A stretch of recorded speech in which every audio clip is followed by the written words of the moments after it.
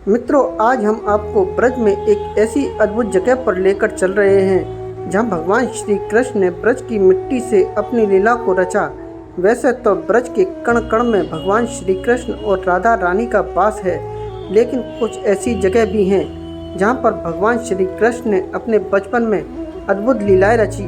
उन्हीं जगहों में से एक है मथुरा से करीब 10 किलोमीटर की दूरी पर श्री कृष्ण के गांव गोकुल से लगभग 5 किलोमीटर दूरी पर रमण रेती, जहां पर भगवान श्री कृष्ण ने आज से करीब 5043 साल पहले द्वापर युग में बालपन में मिट्टी में अपने ग्वाल बालों के संग लोट लगाया करते थे और यहीं पर बाल सखाओं के साथ खेला करते थे।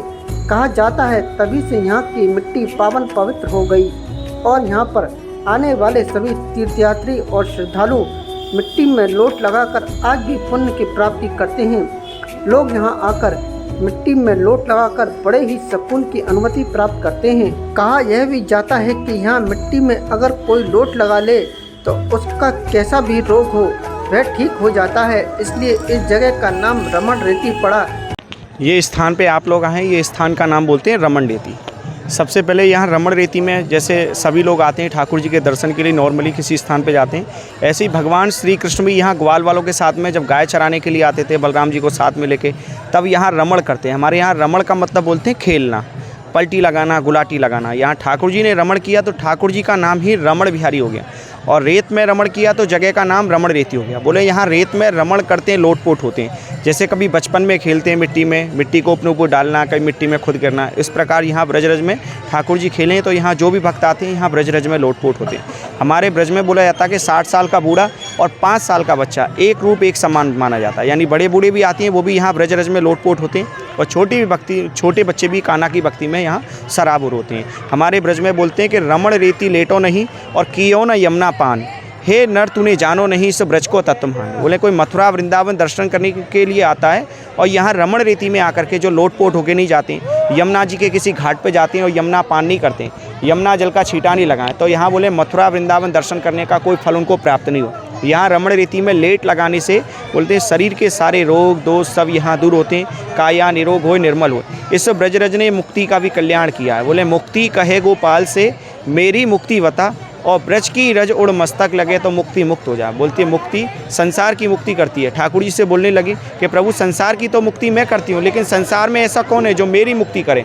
तो प्रभु बोलते हैं आप ब्रज में जाओ, ब्रज की धूल उड़ के आपके शरीर से लगेगी तो आपकी भी मुक्ति हो जाएगी। तो हमारे ब्रज के भजनों में बार बार एक ही भजन बोलते हैं कि राधे तेरे चरणों की, श्यामा तेरे चरणों की, पग धूल जो मिल जाए, और सच कहता हूँ राधे तकदीर सवर जाए। कि राधा रानी आपके चरणों की रस से, बांके बिहारी आपके पैरों की रस से जब मुक्ति करने वाले की मुक्ति हो सके, तो हमारे आपके चरणों की रस से हमारा भी उद्धार हो। जब हम यहाँ आपके ठाकुर जी की आपके चरणों की रज में लोटपोट हों, तो ऐसे हमारा भी उद्धार करना, हमारे पितरों का भी उद्धार करना। तो यहाँ जो भी भक्त आते हैं ब्रज रज में लोटपोट होते हैं। यहाँ लोटपोट होने का महत्व है। यहाँ कदम के पेड़ों के नीचे बैठते हैं और बैठ के यहाँ ठाकुर जी का चरण बनाते हैं, घर बनाते हैं। आप भी यहाँ बैठिए 2 मिनट। सबसे पहले यहाँ ठाकुर जी का चरण घर बनाने के लिए सबसे पहले आप अपने आगे प्लेन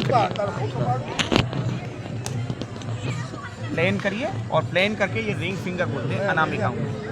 यहाँ रिंग फिंगर बोले आप अपने घर में जब भी कोई शुभ काम करते हैं तो वो इसी उंगली का यूज करते हैं। इससे आप एक स्क्वायर कर दिए, और स्क्वायर करने के बाद नीचे की तरफ 2 लाइन करके गेट निकालते हैं। और ये 4 कोने, बोले 4 कोनों पे 4 चिन्ह बनाने हैं, गोला करना, शंख चक्र गदा और पद्म। बोले भगवान श्री कृष्ण 4 भुजाधारी थे, ये चतुर्भुज बना, और दोनों हाथों को ऐसे करके दोनों को मिला करके ऐसे बीच में रखते हैं। राधे राधे राधे राधे राधे राधे, और हटा है।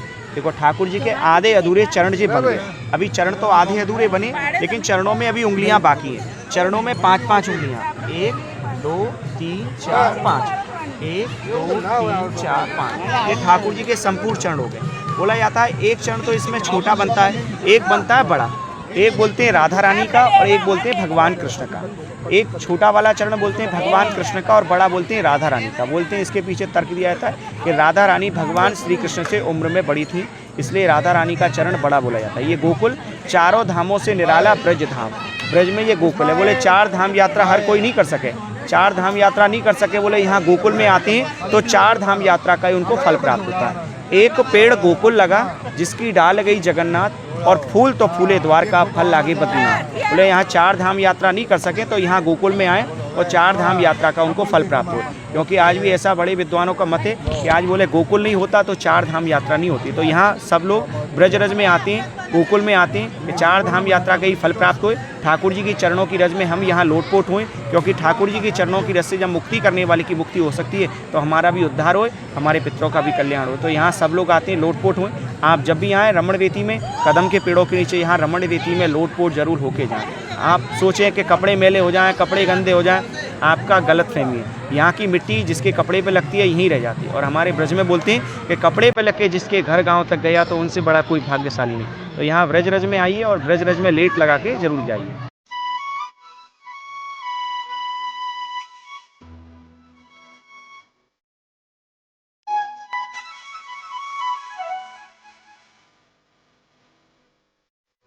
रमण का मतलब है लोट लगाना, रेती का मतलब है मिट्टी। यहाँ पर प्रतिदिन एक हाथी मंदिर में पूजा करने आता है।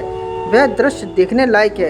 यहाँ पर एक भव्य मंदिर भी है जिसमें राधा रानी संग श्री कृष्ण की मूर्ति भी विराजमान है तथा यहाँ पर पूरे विश्व से लाखों की संख्या में श्रद्धालु आते हैं।